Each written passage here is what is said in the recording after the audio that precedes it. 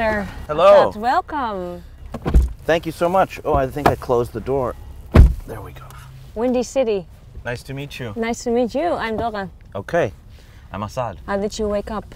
Woke up early because I came from New York a few days ago, so I'm still a little bit kind of... In between time zones, in the air somewhere. Exactly. How would you describe yourself? Well, I don't think I'm unusual in that sense because a lot of artists these days do lots of different things, and you use the medium for a project that seems to work for that project. I think that's an old expression from Rosalind Krauss from the 1980s even, that we live in a post-medium condition. So it's no longer like there are filmmakers and there are artists who only do sound and there are artists who only paint. I mean, there are, of course, but it's pretty common for people to do different things. My work has actually almost always been relating to live situations with interaction in museums and galleries, because I started with working with Tino Segal, the great Tino Segal, and this is the first time I made a film in a long time, since I studied film at NYU Film School. Because you are here through the Framework program, through Philippe Parreno, and you have been, like you said, the first film in a long time, but you have already been nominated for this Framework program, so it's quite a nice entry into the film world again. Yeah. And how does it feel then now to have a film here? It's a little nerve-wracking. Normally I can make changes up until the last minute, but in cinema I had to send them the DCP like 2 weeks ago, so I'm sort of stuck here. But we'll see. I'm glad you liked it. What do you hope people will feel or think of? How do they leave the cinema? I mean, one thing I hope that they realize is that identity is much more convoluted than the conversation about identity and history is right now. You know, everyone's talking about like where people are from and who they are. And here's one 90-year-old man, if you actually listen to the story of his life, he's born in British India, goes to this very posh school, but he's also fleeing because of violence. Then he's in Pakistan, then he joins the army, then he comes to the USA. It's like, who is he? What is he? What religion is he? He's an atheist, it turns out. You know, where does he come from? Well, I don't know.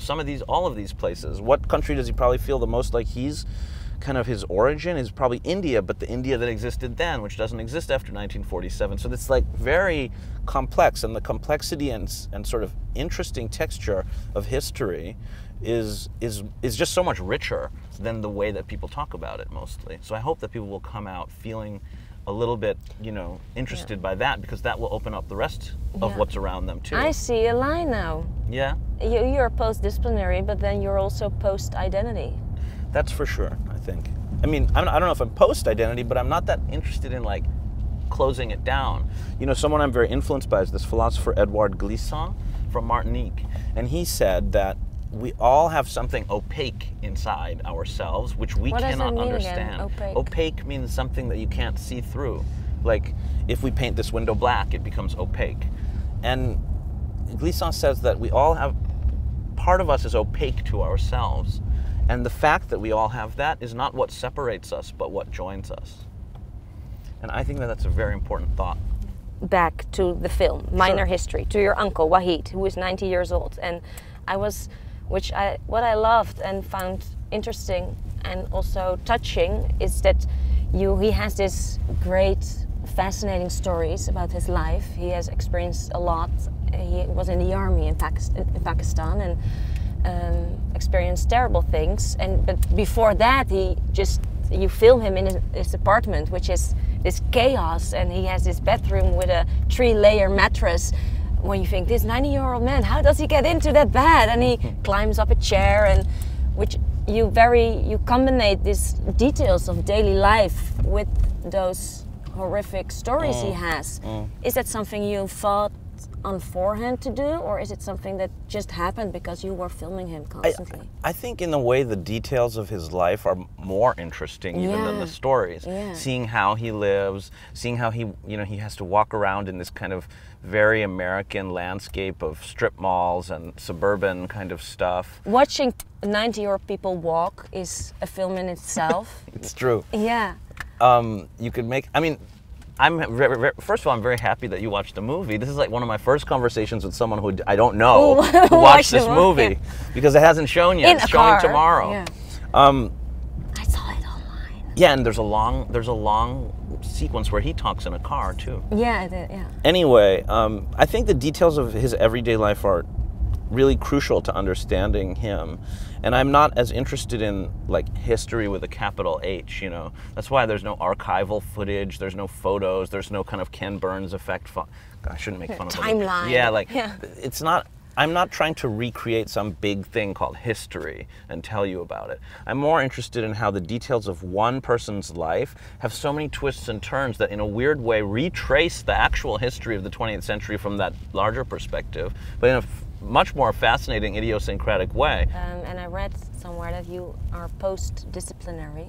Did I say that?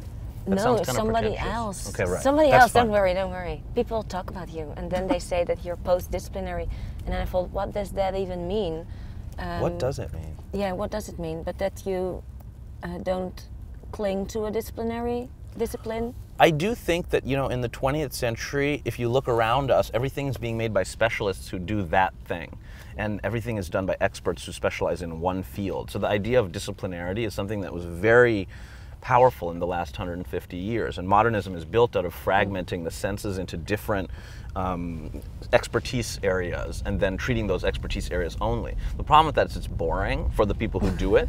It also leads to products that don't have a holistic nature. So I think it's good to be post-disciplinary, but if you that's have what someone says. You have to be able to do it. You have to have. Well, you saw the movie. Do you feel it was? I mean, was it competent? Yeah. So I think anyone can do it then, you know, because I hadn't picked up a camera for a long time, and I shot most of the movie with my nephew, and we edited it, you know, in Leipzig with a person who I met there. If you can edit it in Leipzig, then anyone can edit make it. a movie. Yeah. You can make a movie. Anyone can make a movie, especially now because you can get the stuff, and it's not that, you know, it's not that difficult to get the stuff. In the past, to shoot like 35 millimeter or 16 millimeter and develop it alone was costing $10,000, which no one has. So. But was it? Did it taste for more? Definitely. What does the IFFR mean for you then? It's such a powerful art form, and I've been so influenced by so many films. Like everyone else alive, our whole dream world is populated by the movies. I mean, when I think about my memories, so many films are part of that, and so many films made such a big impact on me. I like how the festival stitched itself into the city quite a bit, rather than meaning it takes place in all these sites that have their own, you know, that are part of Rotterdam. So you go into the city rather than all happening in one building where you're kind of sequestered or separated from the city. That I don't think is interesting. Yeah, doesn't seem fun. You're there. You have to go again. All right. Thanks. Nice to meet you. Nice to meet you. Have fun tomorrow. I'll do my best. Drink the cocktails. Thanks for the try. conversation. Bye.